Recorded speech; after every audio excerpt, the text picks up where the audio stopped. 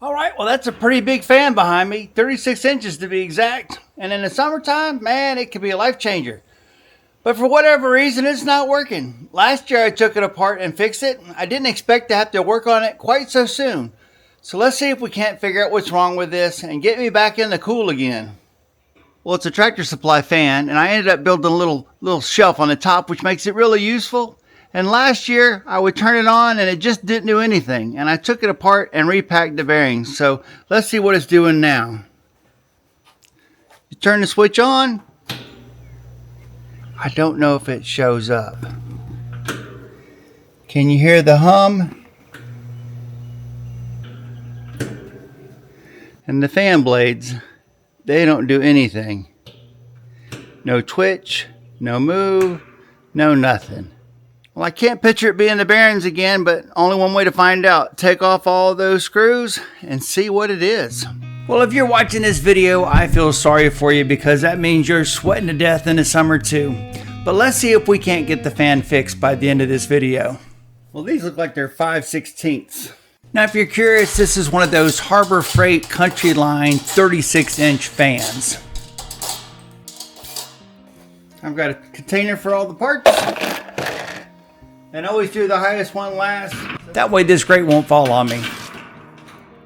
Catch this. Alright, in my last video, this was really hard to turn, even by hand. You can feel it, but that is smooth as can be.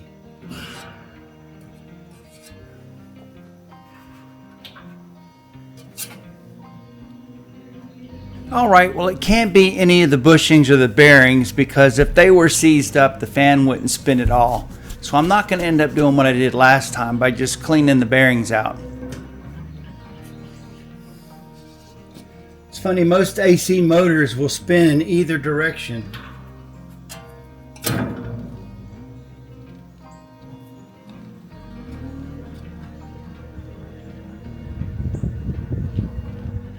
Now, I by no means know much about electronics and motors, but I do know that AC motors have a hard time getting started. You've got magnets in here and windings in here that get engaged, but there's no oomph to get it started. Usually there's something called a starting capacitor, and I think we need to look for that because that's what gives it that initial oomph to get it spinning. If I didn't know, but I'd say it's right here. I would say that's the starting capacitor, is probably that, whatever that is, because it's got wires going to it. Let's take this off and see what it looks like. We've got 2 bolts on each side that must hold that in place, so let's get those 2 bolts out. It is 10 millimeter, it's metric.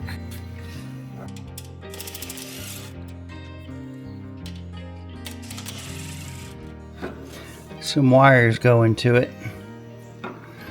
Let's take this screw out.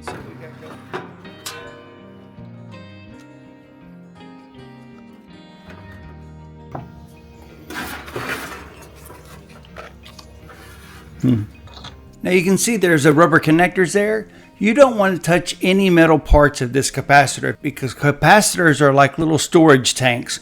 Electricity goes into it and it stores that electricity and then it releases it all at once. And like I said, that's what gives the jump to the motor to get the fan blade started. So I'm going to use some rubber handled pair of pliers to get this out. And then I'm going to avoid touching the contacts until I've released that energy. I'm not sure how you test these to see if they're good or bad. Let's go look at the owner's manual and see if I can't find this part. Alright, well, if you don't ever fix anything, there's no need to hang on to owner's manuals, but I am bad about hanging on to owner's manuals. I've got a file that's labeled carport and garage. Let's see what's in this file.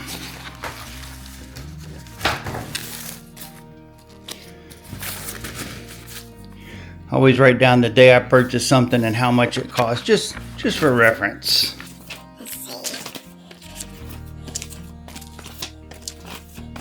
Do I have it or not? I don't know. I miss it? Nope. There we go. Well, if I'm lucky, these directions are going to have a parts breakdown. But if nothing else, I've got the official model number, which makes it a whole lot easier to try to look up parts. Let's see. July 20th, 2016. I take that back, it's 10 years old. It's got a wiring diagram and there is a capacitor right there. Cool. And a parts breakdown.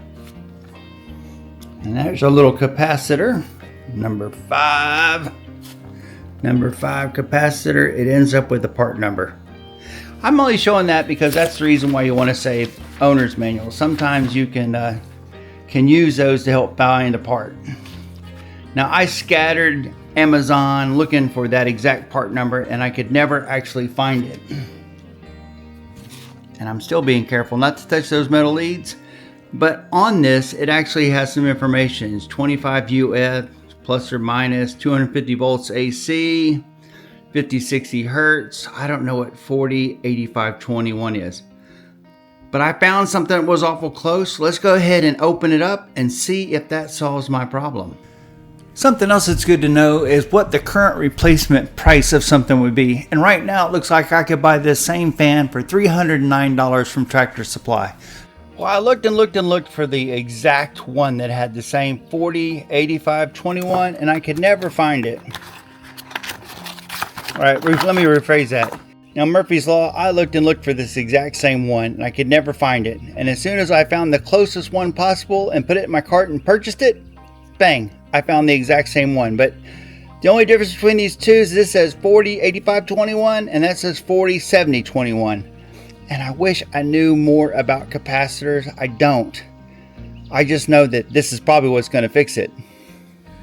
Well, my first problem is they're not the same size. This one is sloped in a little bit,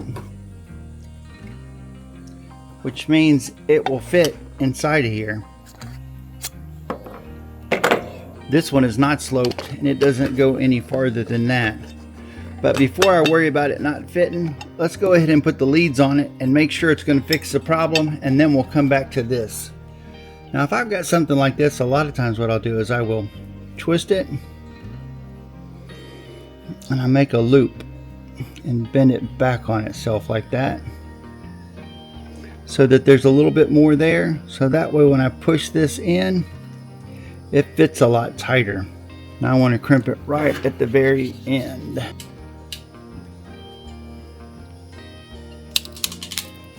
I'll pull on the connector, making sure that it's on there well, and then I'll go ahead and do the other one and do the same thing again.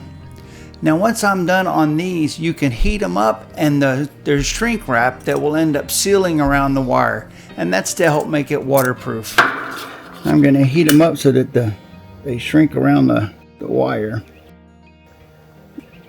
Something else these fans are really good at is bugs. Because if you've got a breeze on you, it's a lot harder for mosquitoes and deer flies and whatever to end up landing on you. Alright, well that's plugged in. Let's turn it on and see if it works. It certainly does. That just means I have one last issue to fix. Now this does not fit in here. It looks like there's little plastic runners that are in there. And this is to drill a hole in ceramic tile. It's got a very, very rough, it's supposed to be like diamond tipped bit. I'm gonna see if I can't knock off those pieces in there.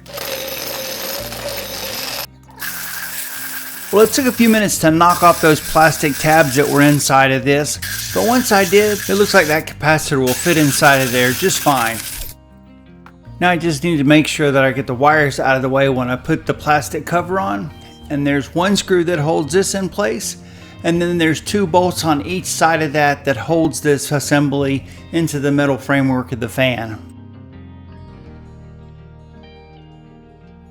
10mm and we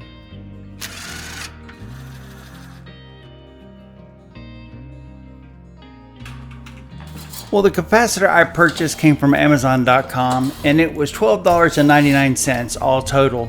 But I don't know if I'll leave a link to that because it wasn't the exact capacitor that was supposed to be for this fan. But regardless, the capacitor did fix the fan and it's working now.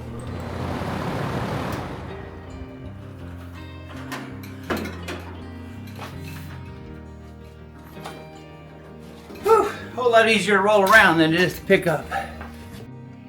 Well, there you go. As good as new, or at least I hope. Thanks for watching. Like, subscribe, check out those playlists, and I'll see you in the next video.